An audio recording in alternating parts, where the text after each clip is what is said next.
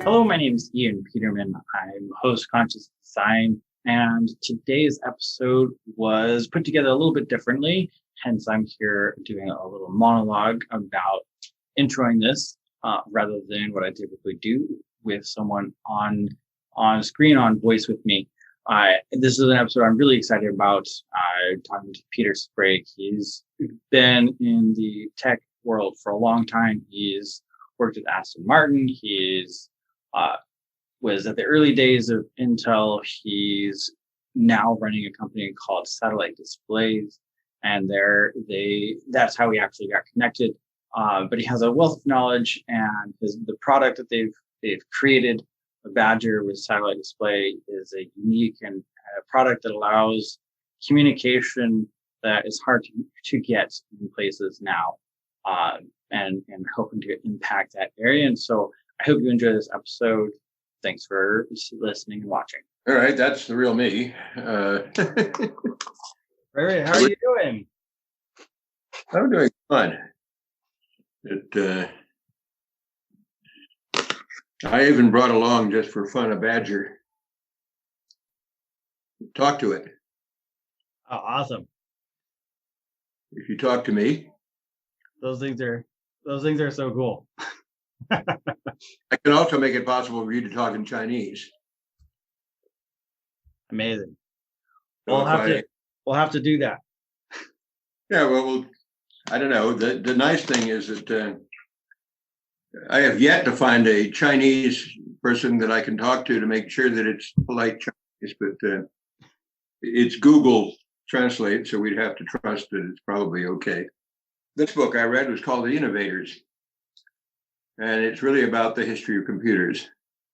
And it got intensely into the development of the modern laptop computer, which was conceived by a man named Vannevar Bush in 1945, who said it's going to weigh 4 pounds and you're going to be able to do all the things you can do today with an Apple. This was 1945. And in the 60s, when this was boiling out, the people who were doing this sort of thing were a general oddball collection.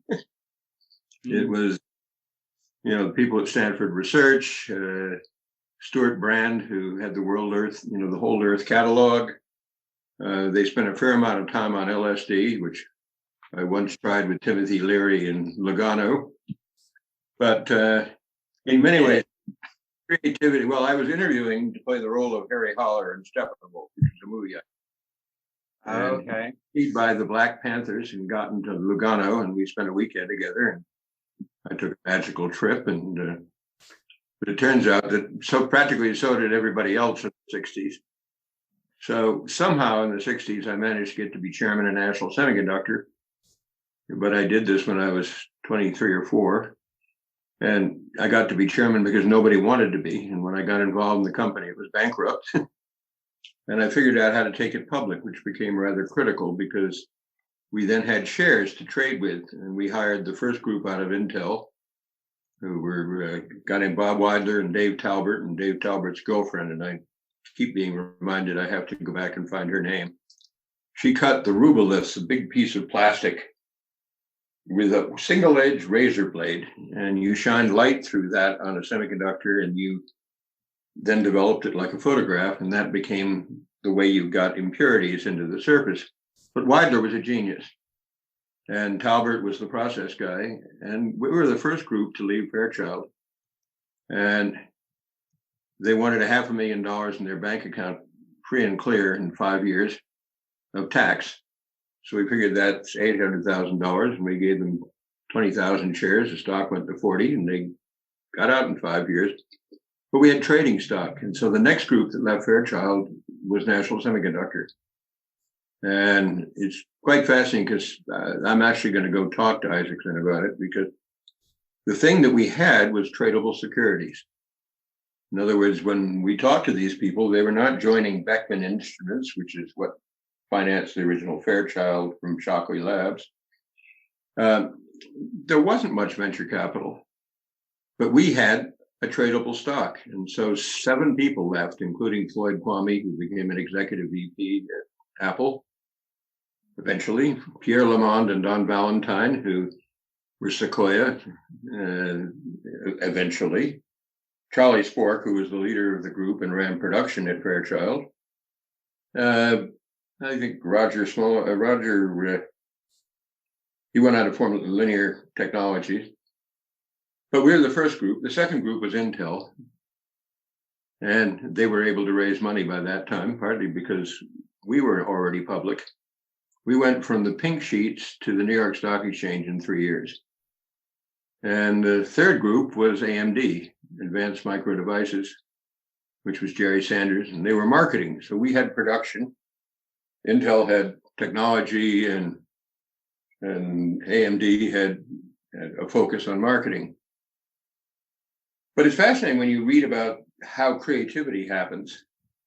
It's not totally logical. It rarely happens out of giant corporations, because if you've got a new idea, it's obviously off the wall, risky, and probably shouldn't be supported. The opposite of corporate strategy. Yeah, and so it's surprising, but it's very, very hard to create creativity within a company. I mean, to me, the most amazing thing is that, and in addition, an awful lot of companies' original business plan doesn't make any sense in terms of what happened. It's going to form a company to sell books. I got a patent on being able to distribute, 1,000 books on a CD and charge inside the computer for the books. I thought physical distribution of books was a crazy idea. It turns out they had the flexibility to change. So now you want an electronic book, you get it on Kindle. Right. But in some ways you could look at it, if it was a large company, they would say, this electronic distribution is going to destroy my business. A Barnes and Noble would look at it and say, how the hell can I be the future of a bookstore if everybody's getting their book out of the ether? Right. So it's fascinating.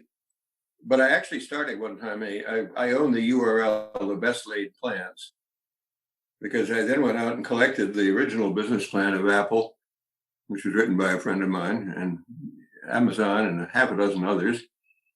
And I thought it would be very useful to venture capital community. You seem to stress what your plan is, instead of stressing what the people are, because it works because people make something work.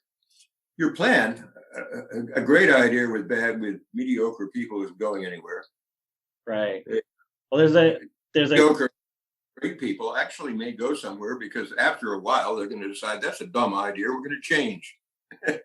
Right. Well, I forget who said it, and I don't think it's the original quote, but out of the military, it's like the best laid plans never survive contact with the enemy.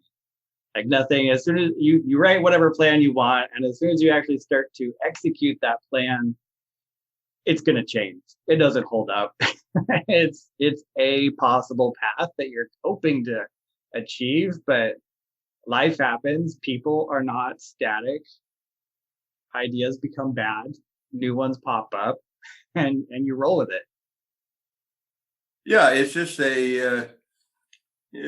and it's fascinating because VCs, before they talk to you, they want you to reduce your whole concept to one page. I've written those. Those are so watered down. There's nobody. They asked for a 5-year plan. I got a 6 plan. Hopefully in the next 6 months, I'm going to be able to pay my bills. A 5-year plan? It's ridiculous. And so before they talk to you, you have to jump over a whole bunch of hoops, because they look at 50 deals a week. That's 2,500. And they do about 3 or 4 deals a year themselves. And then they do 4 to 6 deals with their friends, because they do the deals with them. So if you're part of the club, you have to trade with the other club members. So that's 4 deals out of 2,500 deals.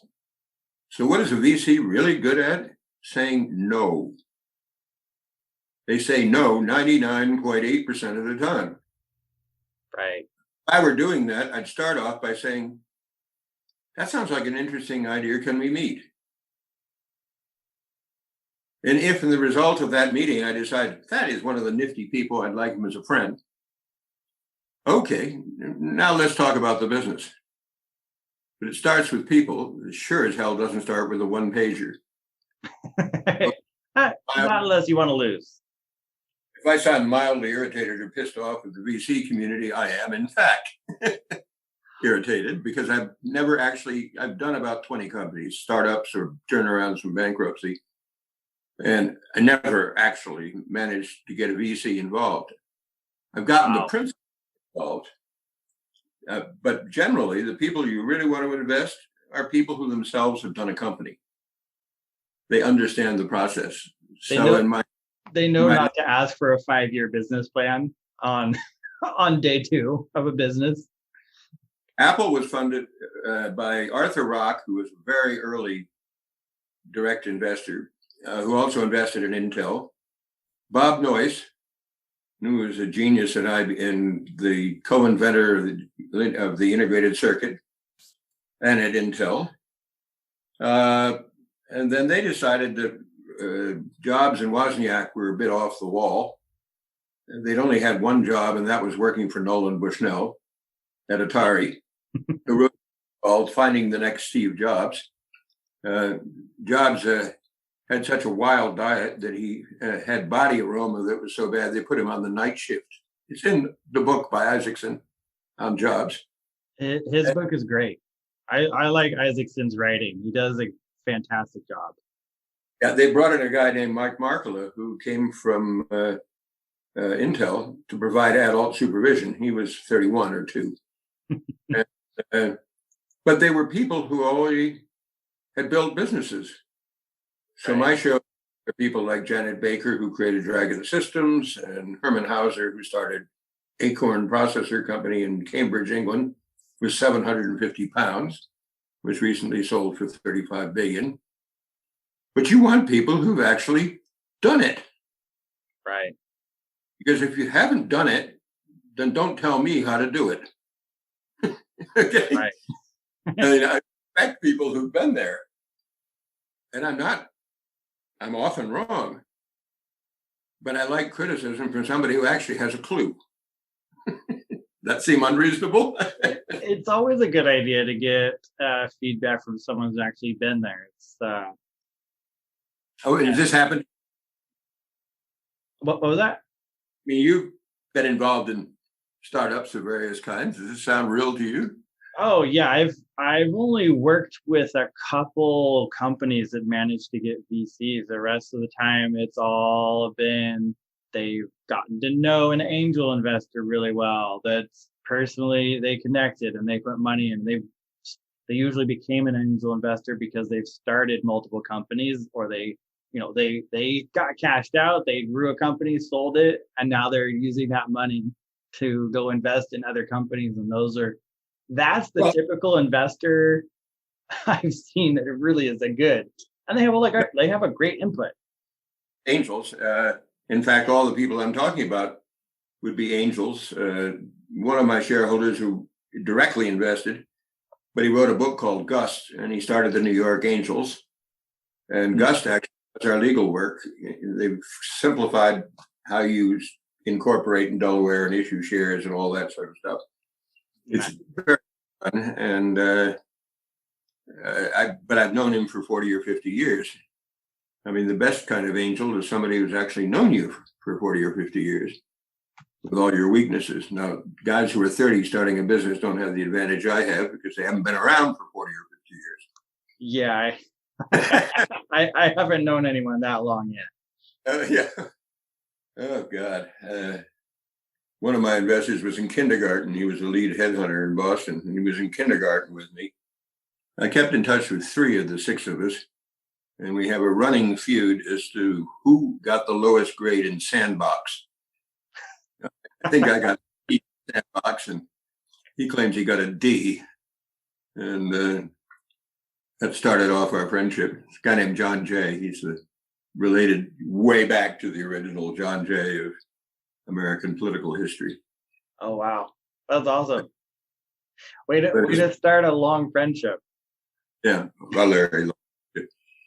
So it's hard to answer your question. I mean, I never knew what I quite wanted to do when I grew up, which has been a running problem. So I really wanted to go into politics and journalism. So my journalism career was 3 years long, but rather illustrious. I started with a newspaper when I was 17 called the Berkshire Eagle, which has won numerous awards. And somebody once said the only real newspapers were the Berkshire Eagle, Le Monde, and the New York Times. But whatever it is, the Berkshire Eagle is where Pearl started his career, the guy who was killed in Pakistan. And I went from there into going to Budapest when I was 17, and I thought that was going to be the last interesting international story, so I had to be there. So I left school illegally and hitchhiked into Budapest. I was in school in Switzerland, and I sold my pictures to UPI and Associated Press and got caught by the Russians and learned a little bit of Russian. And in the summer of '59, I got a job in Moscow covering the kitchen debates for UPI. And I set up a lab in the bureau chief's wife's closet. And my job was to keep the White House photographer from getting lost, but taking backup pictures.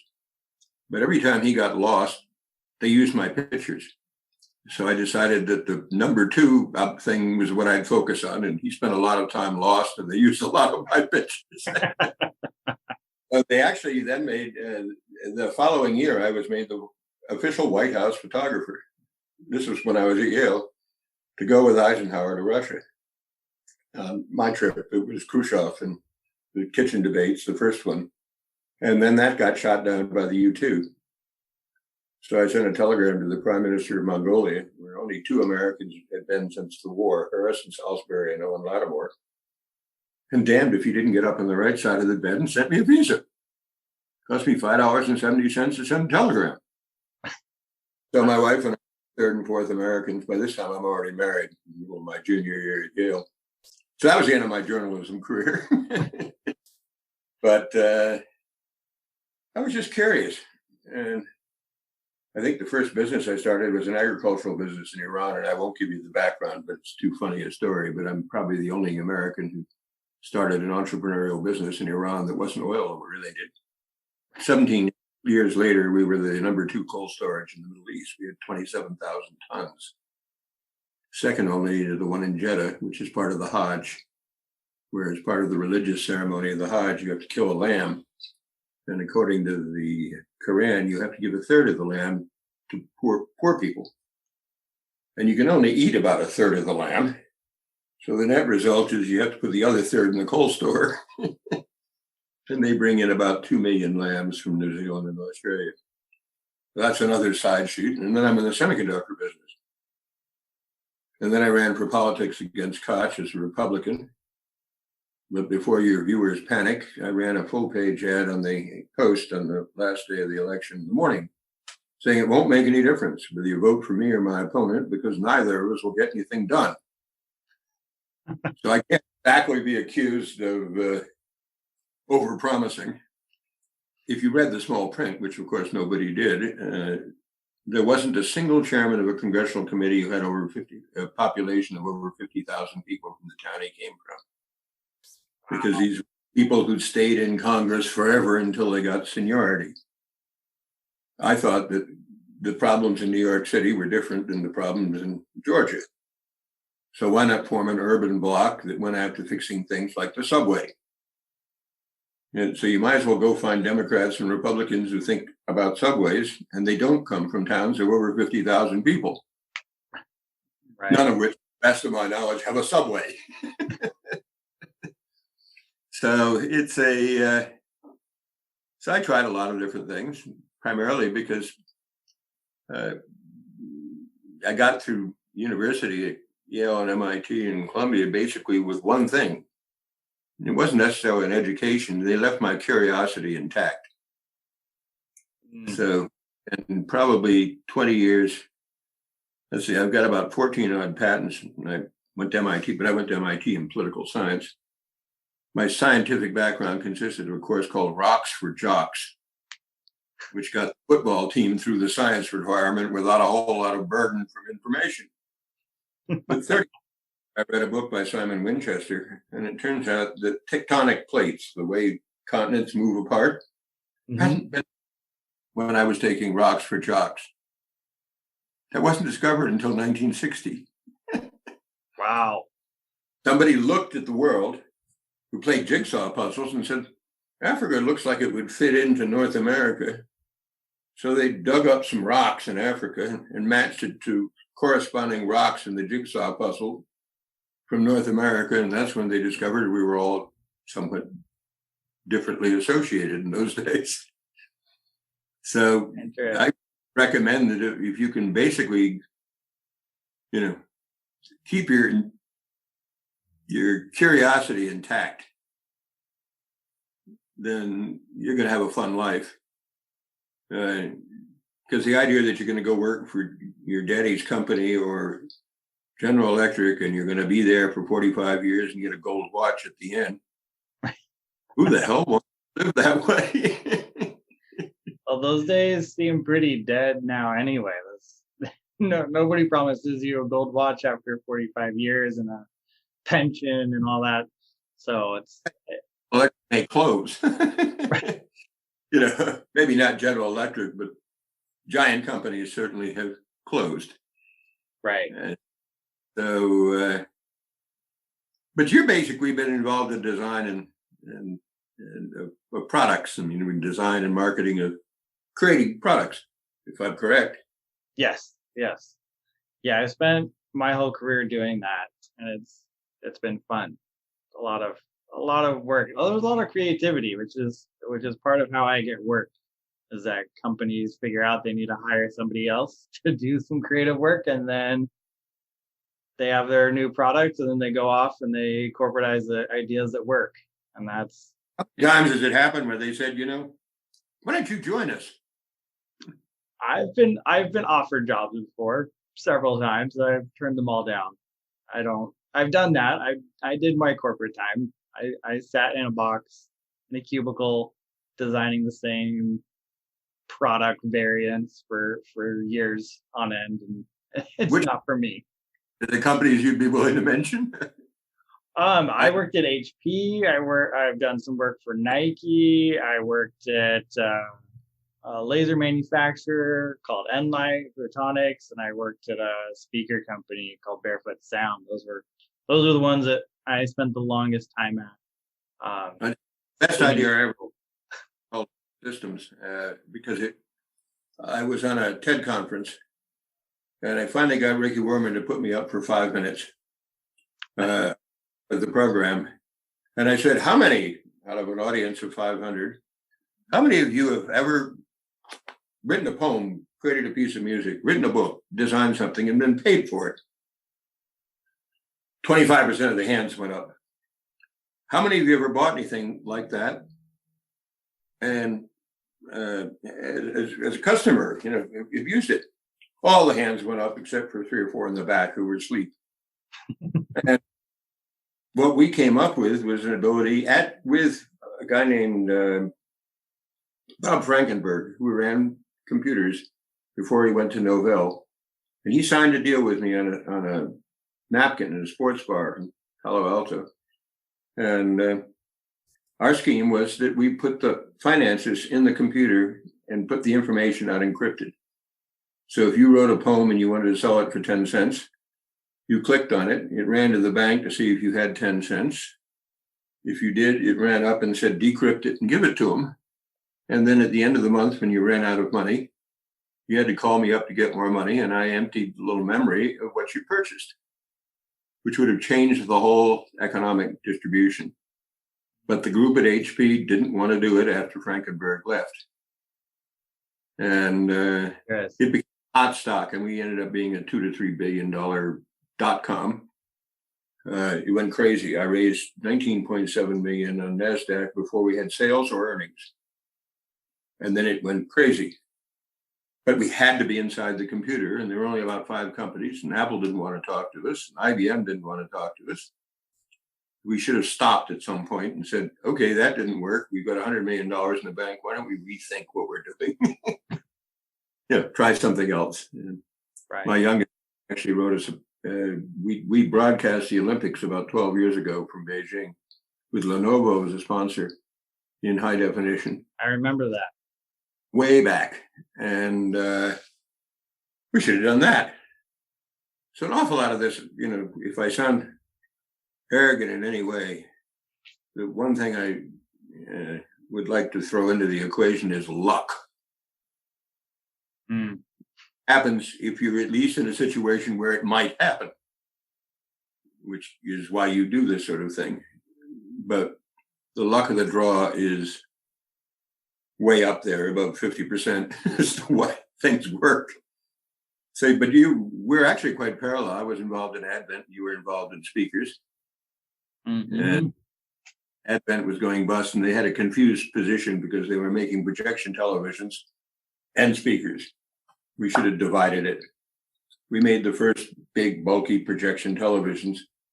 And I traded the 7th and the 11th Apple II with Steve Jobs for an Advent video beam projector. And 4 years later, by 1979, I had 26 apples in my children's school. And I'd say half of those kids ended up going into computers and computer science, very similar to the Gates story, where his father gave them computer time on timeshare, which is now called cloud. It used to be called time. People have forgotten there used to be something called timeshare. You had a terminal. Nobody remembers that now. You talk to a big computer. Yeah. About 40 or 50 years older than you are, so some of this history may not have occurred to you. But so after a while, you said you break out and go do it yourself. And here you are. Right. That's awesome. Like the question to the man who jumped out of the 100-story building and passed the 30th floor, how's it going so far? I remember that one. Yeah. Anyway, it's so what do you do with these podcasts? So we launch them out. We share them on social media. We put them in an email. We're just getting going. So this is one of our first. Well, the first one's going out in a couple of weeks. So I'm just backlogging. So I'm recording as people are available, and then they'll get put out. So you found other guinea pigs? Yes. Yeah, you are number 13, actually. That doesn't sound good. Well, it's all good so far. That's going to be fascinating. There's so much of this out there; it's hard to find. I mean, it's I belong to something called Big Boys Club, which is a fascinating gathering of eccentric characters organized by Bob Metcalf, who invented the Ethernet and started. Oh God, I can't remember the company now, but whatever it is, he owns 40 acres of an island in Maine, and you get to be a big boy if he likes you. And then he pays all the, you go up there and camp out, talk to each other. And a lot of them are MIT PhDs from company backgrounds, but a few of them are more exotic. One of them sailed twice around the world in his 60s as a competitor in the Vendée Globe, and he has asthma. Single-handedly in a 60-foot boat, 80 days around the world. Wow. That's impressive. His name is Rich Wilson.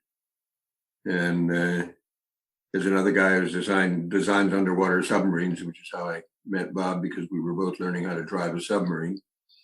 And I would love to do that. He designed his Graham Hawks. He designed all the submarines that went into all the underwater stuff that was in James Bond. Oh, okay. Remember, there were all kinds of spooky things. Right. He was for a time married to a woman named Dr. Sylvia Earle, and he made a suit for her. She went on to run the National Ecology, whatever, a wonderful person. But he designed an articulated suit for her, and she went to 1,000 feet. I don't think anybody's done that since. A pinhole fracture and you're dead. Right. So it's a bunch of fairly exotic characters. But what we've started doing, the only connection to a podcast, is I've gotten to know these people much better, because now once a month we gather for 2 hours, including this Wednesday. And instead of drinking too much and sitting around in the dark and talking to the person to the left and right of you, and if you're hard of hearing, you're stuck with the people to the left and right and across from you. All of a sudden, I'm discovering some of these people, some of them I didn't even like, I now like, because we're doing a podcast. It's called a Tiki Bar, according to Bob Metcalf, Dr. Bob, what have you. And man, I'm going to miss that. And in fact, I think we'll probably keep it going once a month between meeting up in person. And so that part of COVID is really, pieces of that are going to stick around. Podcasts will probably stick around in some form. Well, of course they will, but well, they've grown. More and more people want to have launched podcasts or sharing digitally. It's through isolation, we've been forced to connect online more than ever before. And now I've been to online networking events, and there just seems to be a lot more sharing online and people being willing to and wanting to connect with people, not just in their local area, more global connection, which is great. Well, which is called Satellite Display, and it's like satellite display with no S at the end because we couldn't get satellitedisplays.com. And our engineers in the Pacific Northwest, two of them, one is a Vietnamese in Montreal, and one is a brilliant guy named Gregory who happens to be located in the Ukraine. My CEO graduated from Monmouth. He's already done one startup successfully. The 32-year-old guy, and he's in New Jersey, and I'm in New York and Western Massachusetts. We would have done it this way anyway. Right. Yes. That was in the one spot. Eventually, I believe having a group of people in one spot helps. And so eventually we will end up in New Jersey with people as outliers. But the thing I miss is getting 4 or 5 people in a room and a big whiteboard and picking a problem and arguing about it for hours on end. And I do miss those too. Those are always fun. Those design thinking sessions are always the brainstorming that you can get from sitting in a room together with a whiteboard and paper and having that interaction is irreplaceable. And see if there's some marker that's moist enough to write. Yes. Sometimes you didn't have the red marker because it dried up. So what's wrong with the green marker? But the truth of the matter is that I don't think can be duplicated. I haven't found a system that does. And I've used Zoom. Zoom has a whiteboard feature, but it's not the same. It's just not the same. So my kind of model that now that things are wrapping up that I want to move to is not forcing everyone to be in one office all the time, but having more regular, a conference room, renting it somewhere and having everybody show up for a week and do it.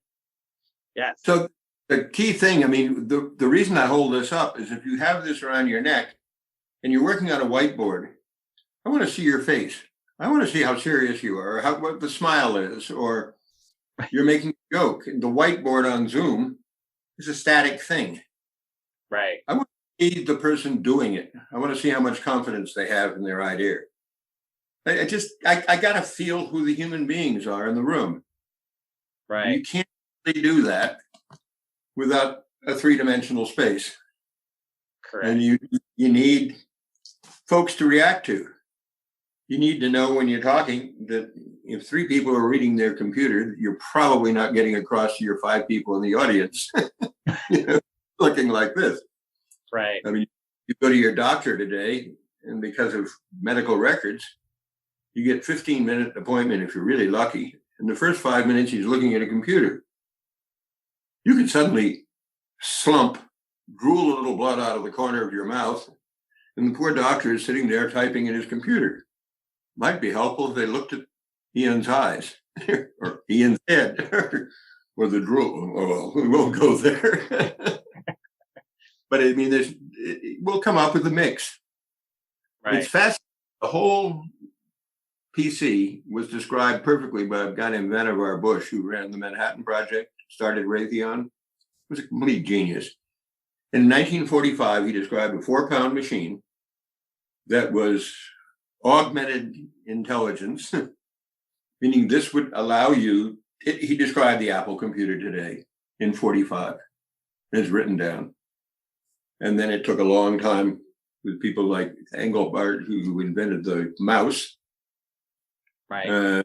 and which started at Stanford Research and went to Xerox PARC, and then they let Jobs into the place, which was a big mistake if Xerox, who always believed there was a big market for copying machines, but a much smaller market for computers. I could end that famous quote from the was it General Dorio, who started DEC, and he said in I think 1977 there was no possible use for the computer in the home. Well, So- some people are wrong. Sometimes you're right, sometimes you're wrong.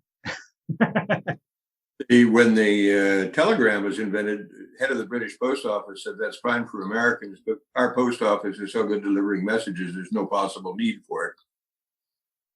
And Wow. And there's a whole bunch of these. And actually, even with Xerox in 1946 or 7, I think they hired Boston Consulting, who decided there was a need for 26 Xerox machines. So these are the wisdom of people who are on top. Oh, and the best one of all was when the movies came along. Mm-hmm. Sam made the wonderful comment, when talkies came along, who the hell wants to hear actors talk? That's the Goldwyn of Metro Goldwyn Mayer. Wow. So it's fun to read memorize those things, because when somebody tells you there's no possible need for what you're working on, probably there isn't if it's a new thing, because the world has pretty much spun on its axis for millennia without it, and probably will continue to without it.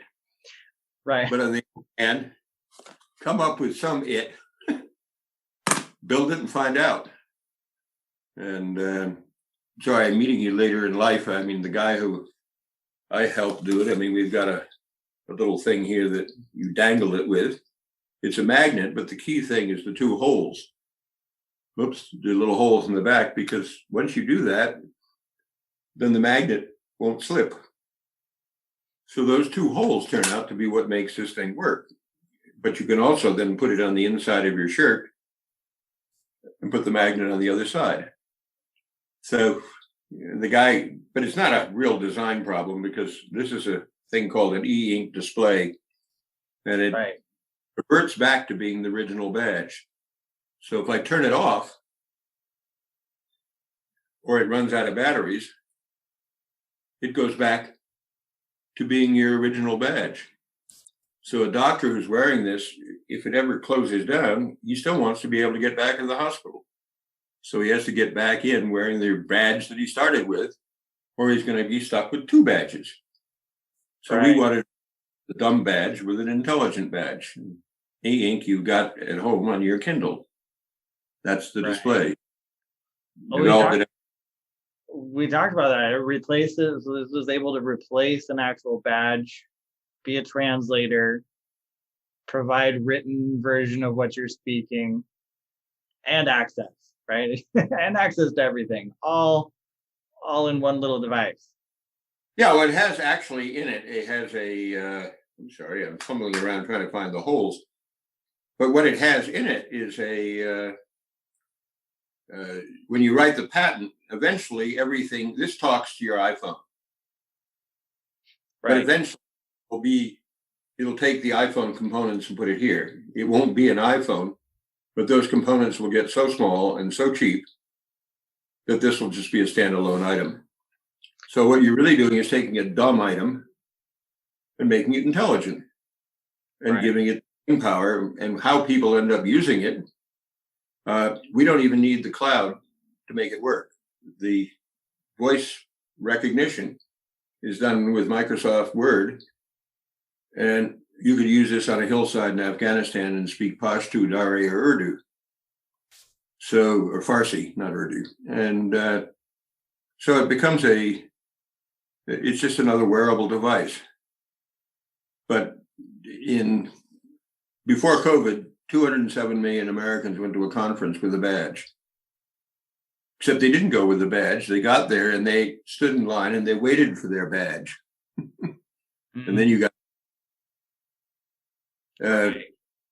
now you arrive and your GPS in this thing tells you you're near the building and it uploads the right badge. So when you walk in, it has RFID, near field communications, and Bluetooth. You walk in and you've already registered and you've paid your money and you don't wait in line. And then if you volunteer, the conference can track you. So not necessarily as Ian, you could just be number 387. But conferences right now don't know that Ian spent most of his time in the lobby talking to people. Practically never, they'll know which lectures you went to. And if you were in France, you were in Switzerland at the World Economic Conference, they know that you probably went out and had a 2.5-hour lunch with your friends. So don't schedule people to talk at 1 o'clock. Right, we talked about this. There's no mapping. Like a conference happens right now, and nobody knows how many people went into room X or listened to this speaker or went to this workshop. It's just 1,000 people showed up. There we go. That's it. One of my shareholders, and he originally wrote for Fortune magazine, and he has a conference called Techonomy, which was in the good old days, got 500 people at $6,000 a person to Half Moon Bay. Maybe they'll do it this year. But when I started on this, the medical application was one of 5. Right now, it's the number 1 because they're mandated by the Act for Disabled Americans. They have to be able to talk to people who are deaf or speak a foreign language, provided it's possible.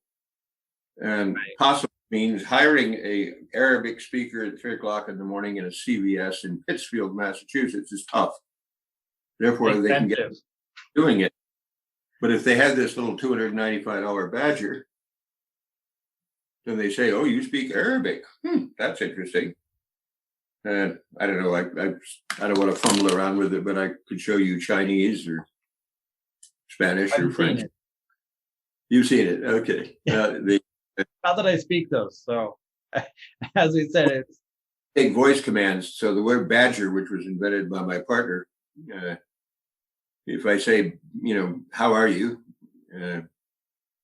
How are you? Good morning, how are you? Or hello, how are you?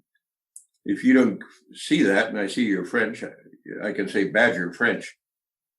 And then I can say bonjour, comment ça va? I'll say hello, how are you? And it'll say bonjour, comment ça va? And if I say badger Russian, it'll say Здравствуйте, как вы поживаете? In Cyrillic. I don't know why somebody else didn't come up with this. So again, going back to the whole business of inventing something, you got to have a problem. One way or another, you got to find something that says, yeah, I want to talk to Marley Matlin. How the hell do I talk to a deaf person? Look them in the eye, smile, go over, and in the case of Marley Matlin, I'm looking forward to a hug. So I'm arranging a CNN program to follow up with Sarah O'Brien, and we're going to get Marley Matlin, and I'm going to say, you know something? You gave me this idea. Without this program and without your little text message saying I'd like to get it with the closed captions, I would never have thought that if I want to talk to her and give her a hug, I don't want to talk to her traveling American Sign Language person. I want to talk to Marley Matlin. I want to look her in the eye and see her smile, which goes back to your whiteboard or any other gathering of people. It's people. Right. So I could end the podcast by saying that eventually I'm going to write a book called Strangers and Friends from Will Rogers, who made the comment, stranger is a friend I haven't met. Because if you think of your life, the first stranger is your mother, and then you meet a whole bunch of strangers, and those people, you fall in love with them, start a company with them, get a bright idea with them. drink too much and fall off a bar stool, but they become your friends and the people who patterned your life. And I bet you, and there are people you met who changed your life. Absolutely. Many people have changed and will change everyone's life. It's kind of how the whole human interaction works. It usually does change your life in some, even a small way. Well, it's shyness doesn't help in this case. And unfortunately, some of the brightest people are shy, particularly engineers. They can. Yep. They have a bit of Asperger's or a bit of, there's 3 or 4 of these things. Engineering schools are now looking for people with those so-called disabilities, because it turns out it crops up very often in very intelligent people who are engineers. None of those problems have been invented in my day. Attention deficit disorder is one of them. I fell under a lump called Brat's disease, boys resistant to adult teaching. Now they've got a lot of medical names for it. I was just a brat with C in the sandbox and maybe a D. It helps to have a little of Brat's disease. I actually feel like all children, maybe like 95% of children, actually fall under that to some level or another. So I feel it's a pretty broad category. Well, I have 4 sons. The one I'm most proud of, he drew my political poster that went on to, it was a picture of a big flower and it said, "Help bring back the flowers, vote for Peter Sprague." It ended up in a book of 20th century propaganda art. He did this when he was 9. And he's done most of the graphics or art direction and set design for things like, I'm forgetting the guy's name. It's the first one that's going through. Wes Anderson. He drew, he was at Royal Tannenbaums, but he drew the Grand Hotel Budapest. And he's made about 50 movies. If you go to Sprague.com, my kids all turned out to be fairly creative, interesting people. I married somebody from Eastern Europe, which improves your genetics, in my opinion. There's enough wasp, and I'm half Irish, just the loquaciousness and what have you. But anyway, she was born in Slovenia and went to Italy. By the time she got here, she went to a public school, and when she was 7, then she went to a private school, and then she was accepted at MIT. It was one of 17 women before they accepted women, and which wasn't bad when 17 years of getting out of World War II, surviving being bombed, and what have you. So my kids ended up interesting because we brought a different strain into the family. And she's very artistic, and I'm not, so it's helpful. That's a good mix. A little of both is good. You need some artist side and some not artist side. It helps you talk to everyone. What? Do you have any kids? Yeah, we have 5. 5? Yep. God, I hate being one-upped. At this point, most people have 2 or 3, so 5 we're like really outside the norm now. How old are they? 3 to 13. So 5 in 10 years. Yep. You must have had a lot of time in your hands, and you didn't travel much. Well, I work from home, so I have for a few years now. But I had a house in New York, and I had a second floor as my office. I have actually never gone to work. Oh, you're lucky. About 3 months. I've spent years in cubicles. I don't recommend them. Well, it was very funny. National semiconductor before Gil Amelio, who's the only person I can think of that I still dislike. But he was at National for 3 years, and then he went over to Apple. He was described in Isaacson's book on Jobs as a bozo.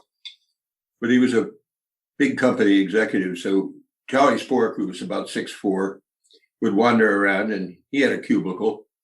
Amelio put in a $2 million office space at the end.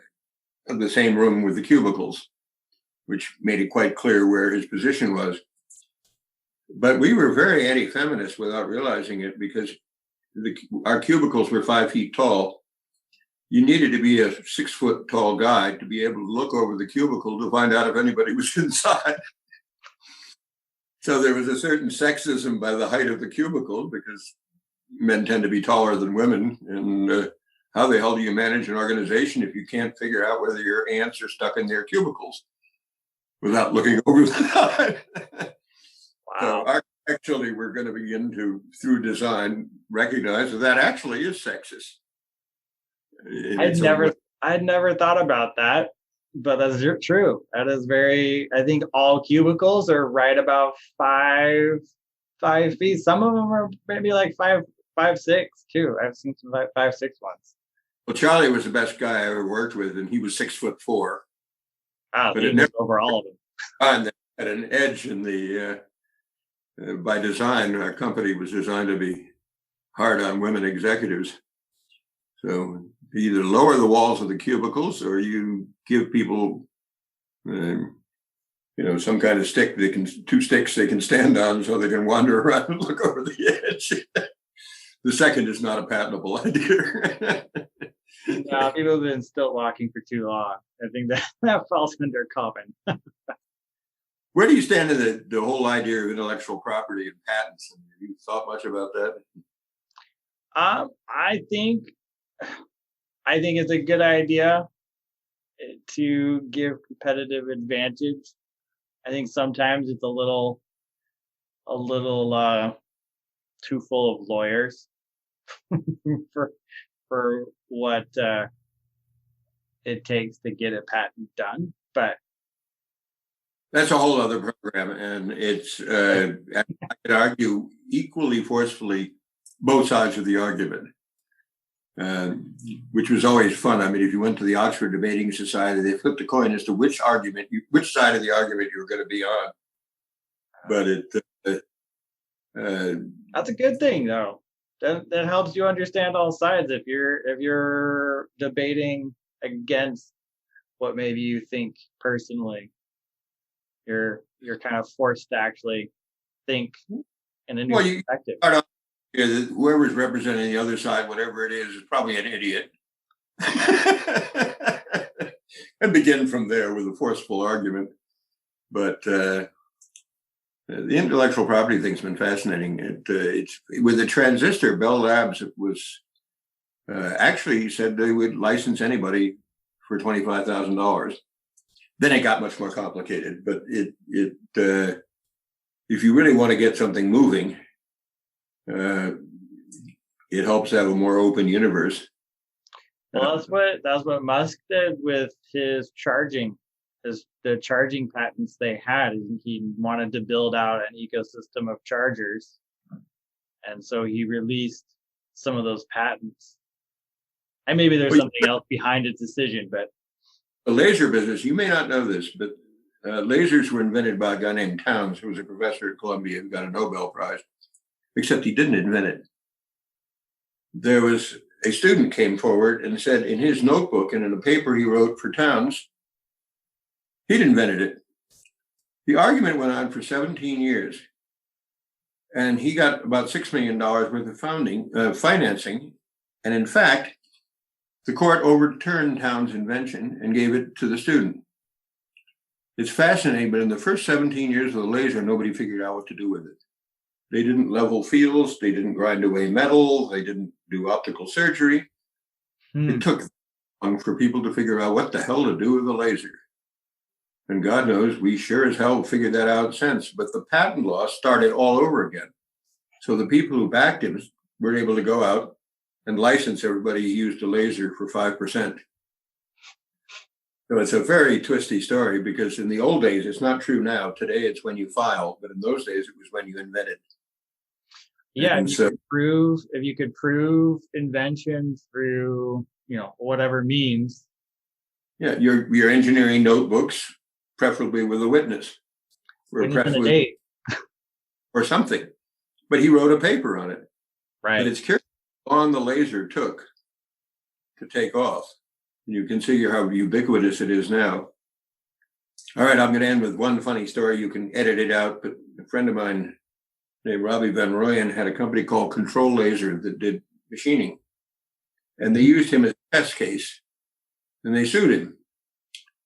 And they sued him for 5%. And he thought that and he lost.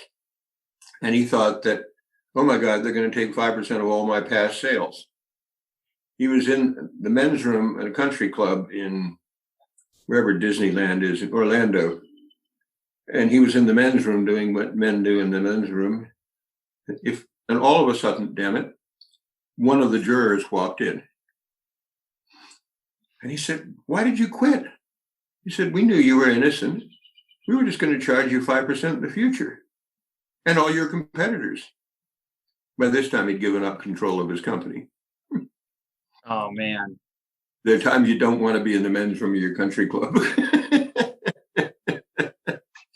I'll end it on that. I'm sure you got enough to hack away at editing this down. I had fun. Obviously, I love to talk and I love to tell stories. Oh, this has been great. Last thing I want to ask is, I think you already mentioned it, but if anyone wants to see what you've done or get in touch, is it Sprague.com? What's the best? One, I'm in LinkedIn under Peter Sprague. My phone number is there. My company's connection is there, which is satellitedisplay.com. I have one telephone number, which I've actually got on my LinkedIn, which if anybody wants to write it down is 917-667-4773. And my email is pretty simple, peter@sprague.com. I got there early. I beat a guy named Peter Sprague, who is much more creative than I am, who is a great jazz musician, guitar player in San Diego, whose name is Peter Sprague. I've got him on my website, but he didn't get Sprague.com as fast as I did. Yeah, I found my last name is owned by some company that buys up last name domains. And I got it very early. You got it early. I started something called the American Sailing Association, and we have ASA.com. There's a real shortage of three-letter things. And those don't really exist. I got wave.com, and it turns out there are 2,600 four-letter words in the English language. Real words. Oh, right. Wave is a good one. There are 4 or 5 four-letter words that you probably want. Well, I was going to say you don't want them as a .com, but on second thought, probably somebody's making a lot of money on four-letter word .com. So. Oh, I'm sure somebody is. So that's tough. You just got there late. Yeah, I found that out when I looked up Peterman.com, and it's this company that just buys up last name domains. So, well, I could have done absolutely nothing since 1994 because I could have gotten food.com, sex.com. But believe it or not, I morally actually had a moral conclusion that was against the open nature of the internet. And if I wasn't going to do anything with it, I should leave it to somebody who could. It's one of those regrets where you actually took the decent way down the path, looked back and said, why the hell did I do that? Yeah, that could have been an investment on your part. Wait 10 years and then sell a domain for a bunch. Tens or hundreds of thousands of dollars, possibly. And the rest of the time, you're in a lounge chair in the beach someplace. Yes. Well, we all run into those. We all have those points where we look back and go, "Oh, well, if I would have chosen that option, I would have been doing better right now." But you learn. What? But you learn. I missed the question. Oh, I was just saying that we all have those points where we look back.